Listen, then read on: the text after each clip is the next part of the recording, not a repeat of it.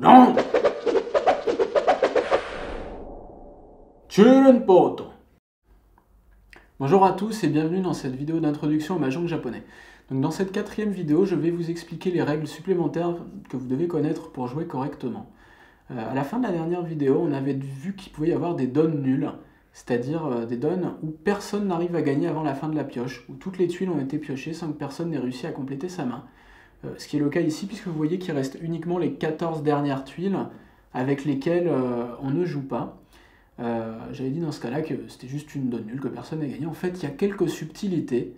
Alors la première subtilité déjà, c'est que les joueurs qui sont Tenpai, c'est-à-dire à qui il ne manquait plus qu'une tuile pour gagner, ont la possibilité de le déclarer.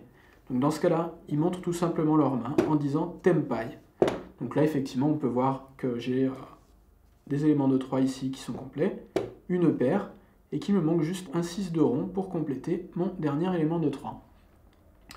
Donc les joueurs qui sont Tenpai le disent, les joueurs qui ne sont pas Tenpai le disent également et sont appelés no-ten. J'avais dit que à chaque donne, le dealer tournait en fait, qu'on était dealer chacun son tour. Simplement, si à la fin d'une donne nulle, on se rend compte que le dealer était Tenpai, ce qui est le cas actuellement, et ben, il peut rester dealer pour un tour de plus. Donc ça fait un petit avantage pour les dealers. Enfin, je vais vous expliquer la règle la plus importante d'un point de vue stratégie. C'est la règle qui s'appelle Furiten, donc je vous conseille de bien écouter.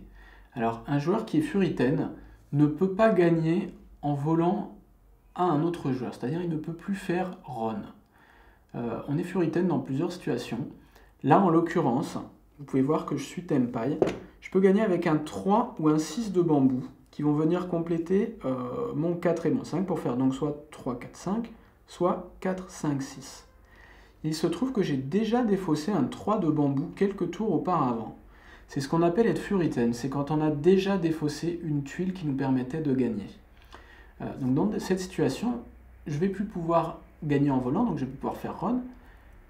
Mais là où c'est un peu pervers, c'est que non seulement je ne pourrai plus gagner en volant le 3, puisque je l'ai déjà défaussé, mais je ne pourrai plus gagner non plus en gagnant en volant le 6. En fait, ce qu'il faut bien comprendre, c'est qu'on n'est pas Furiten sur le 3 qu'on a déjà défaussé, on est Furiten tout court du fait qu'on a défaussé une tuile qui nous permet de gagner. Donc là, on ne peut plus gagner du tout en volant, que ce soit sur le 3 ou sur le 6. Alors par contre, le Furiten, c'est pas forcément quelque chose qui va durer jusqu'à toujours.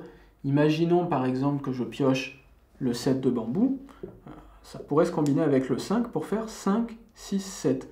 À ce moment-là, je pourrais éventuellement défausser le 4, changer mon attente, et donc ne plus être Furiten, puisque le 6, je ne l'ai pas encore défaussé, c'est la seule tuile à l'heure actuelle qui me permet de gagner. L'intérêt du Furiten, c'est de permettre aux joueurs de se défendre. Tout simplement, puisqu'on sait qu'un joueur n'aura plus le droit de gagner si une des tuiles qu'il a déjà jetées lui permet de finir sa main, et bien, si on suspecte qu'un joueur est dangereux, qu'il a une grosse main, qui va peut-être gagner beaucoup de points, on peut jeter des tuiles qu'il a déjà jetées, et dans ce cas-là, on est sûr qu'il ne gagnera pas, puisque ça voudrait dire qu'il serait Furiten.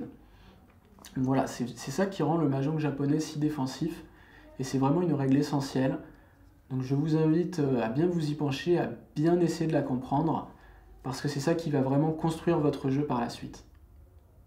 Voilà, donc je vous ai expliqué le cas de base du Furiten, mais il y a aussi ce qu'on appelle le Furiten temporaire. Alors là, je suis toujours dans la même situation que tout à l'heure. Je pourrais gagner avec le 6 de bambou, puisque j'ai changé mon attente, je suis plus Furiten. Imaginons que le joueur à ma droite défausse le 6 de bambou. Alors, je pourrais déclarer une victoire, je pourrais dire run, mais pour une raison ou pour une autre, je veux gagner sur un autre joueur, ou en tout cas, je laisse passer ma victoire, peut-être parce que j'ai pas vu, peut y avoir plein de raisons. Voilà. En tout cas, ce qu'il faut bien comprendre, c'est que si je laisse passer cette opportunité, je serai Furiten jusqu'à ma prochaine pioche.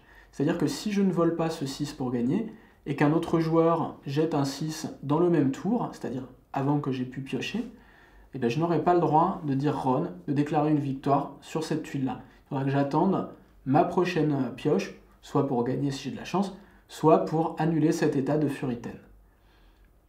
Voilà, donc ces règles de Furiten peuvent sembler inutilement compliquées au début. En fait, vous allez voir en jouant que c'est assez logique, et que c'est vraiment ce qui rend le Mahjong japonais très intéressant, par tout le côté défensif que ça lui apporte. Voilà, donc avec ça, vous connaissez les règles principales du Mahjong japonais. Maintenant, ce qui va vous manquer, c'est les règles qui permettent de compter les points. Alors ça, j'en parlerai dans la prochaine vidéo. Donc je vous conseille de faire quelques parties comme ça pour bien intégrer le Furiten. Encore une fois, c'est très important. Et puis dès que vous êtes à l'aise, vous se retrouvez dans la 5e vidéo pour apprendre à compter les points. En attendant, à très bientôt et bon jeu!